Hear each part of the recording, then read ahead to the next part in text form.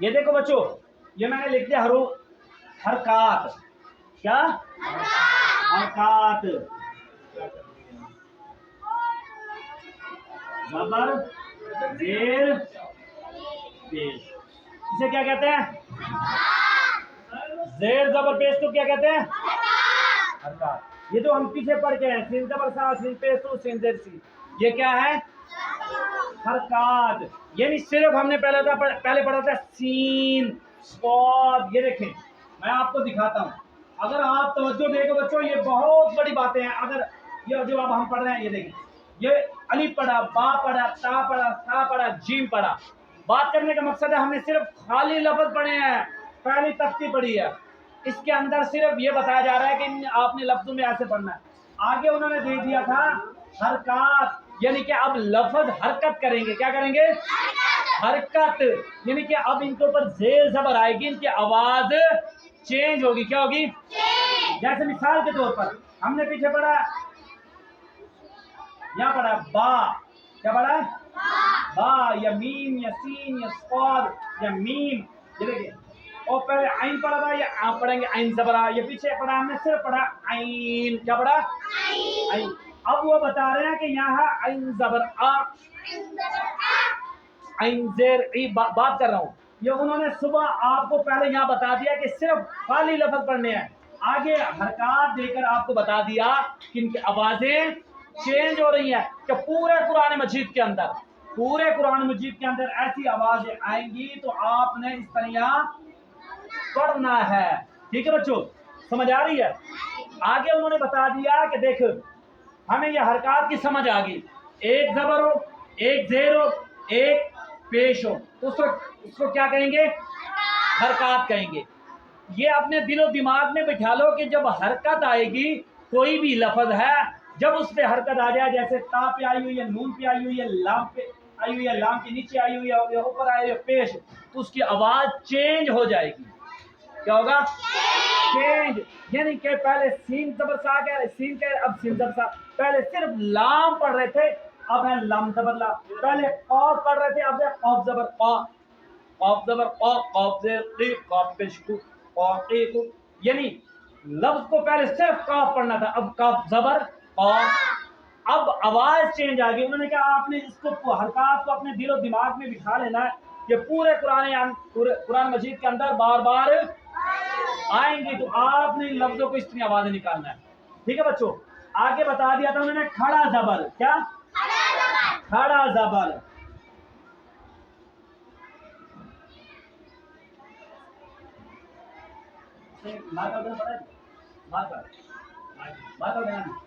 دیکھیں انہوں نے کہا کہ کھڑا زبر، یہ ہم پیچھے پڑھ کے آئے، آپ کو دکھاتے ہیں. یہ دیکھیں، دال کھڑی زبر دا، دال کھڑی زیر دی، دال الٹا پیش کو. بات کرنے کا مقصد ان کا یہ ہے کہ ہم نے نا آپ کو بتایا ہوا ہے کہ یہ لفظ آئیں گے، چھوٹی الف جسے کہتے ہیں، جس لفظ کے اوپر آئے اس کو ایک الف کی مقدار میں کھینچیں گے. اب یہ جیسے دال کھڑی زبر دا، آگے سین کھڑی زبر سا، دال کھڑی زبر دا، قا کھڑی زبر قا. یعنی جس لفظ کے اوپر ایسی چھوٹی مد آئے گی، اس طرح مد آئے گی، اس کو کھینچیں گے، ایک الف کی مقدار میں کھینچیں گے. یا ایسے الٹا پیش، جیسے دال الٹا پیش دو، انہو، جیسے انہو، ہا الٹا پیش ہو، انہو کان توابا، با آ رہی. بات کرنے کا مقصد ہے یہ انہوں نے کہا ہے کہ یہ چھوٹی مدیں یا الٹا پیش یا کھڑی زیر یا کھڑا زبر ایسا آئے، چھوٹی الف آئے پورے قرآن کے اندر. جیسے یہاں پر ہم نے مثال کے طور پر آپ کو دکھاتا ہوں، آپ نے غور کرنا، توجہ کرنا ہے. یہ عین کھڑی زبر آ، جیسے الحمدللہ، لام کھڑی زبر لا، یہ آ رہی ہے. وبالآ، عین کھڑی زبر کیوں؟ اوپر مد آ رہی ہے، اس لیے ہم لفظ کو کھینچ رہے ہیں، لمبا کر رہے ہیں. انہوں نے ہمیں قاعدے کے اندر بتا رہے ہیں کہ قرآن مجید کے اندر ایسے لفظ آئیں گے، آپ نے قرآن کو کھینچنا ہے، ایسے لفظوں کو کھینچنا ہے، مد کرنی ہے. اگر ان لفظوں کو کھڑا زبر، کھڑی سے الٹا پیش کو اگر ہم نے اپنے دل و دماغ کے اندر بٹھا لیا کہ جس طرح یہ لفظ قرآن قرآن کے لفظ پہ آئیں گے، ہم نے اس کو کھینچ دیا، لمبا کیا تو لفظ صحیح ہوگا. کیا ہوگا بچوں؟ صحیح ہوگا. جب صحیح ہوگا تو اس کا ثواب ہوگا، لفظ صحیح ادا ہوگا تو پڑھنے کا پھر ثواب ہوگا. اگر اس طرح نہیں پڑھیں گے، لفظ غلط، جب لفظ غلط ترجمہ غلط، جب ترجمہ غلط تو پھر گناہ ہوگا. کیا ہوگا؟ گناہ.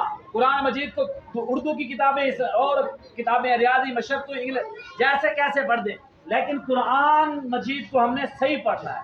ٹھیک ہے بچوں؟ سمجھ آ رہی ہے نہیں آ رہی؟ اس کے بعد انہوں نے ہم نے کھڑا زبر، اس کی سمجھ آ گئی نا؟ جس لفظ کے اوپر آئیں گے ایک الف کی مقدار میں کیا کریں گے؟ کیا کریں گے؟ کیا کریں گے؟ کھینچ لیں گے. آگے دیکھو،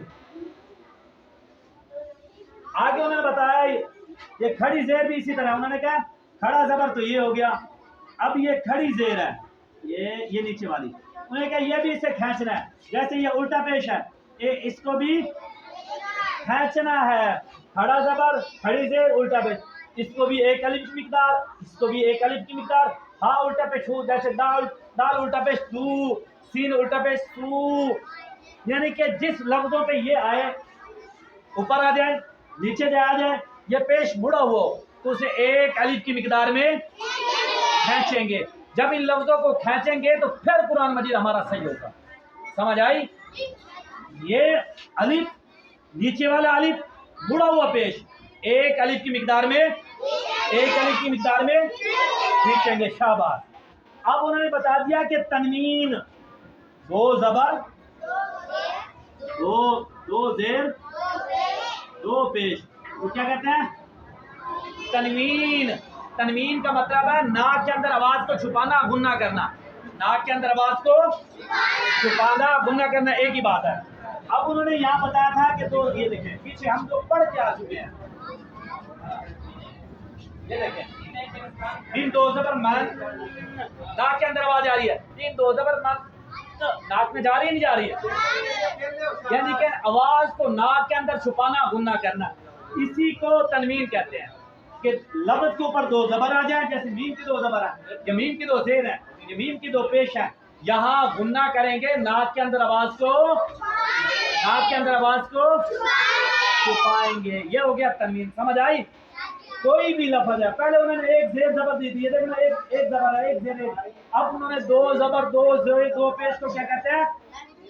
تنوین دیا ہوا کہ جس لفظ پہ آ جائیں اس کو ناک کے اندر، اس کو ناک کے اندر چھپائیں گے. شاباش.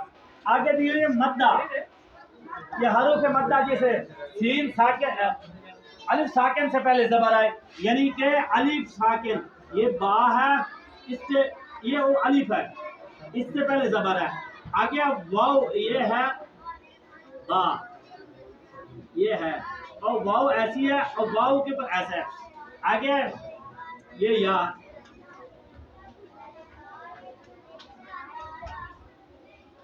یہ لام ہے، اور آگے یا ساکن ایسی ہے.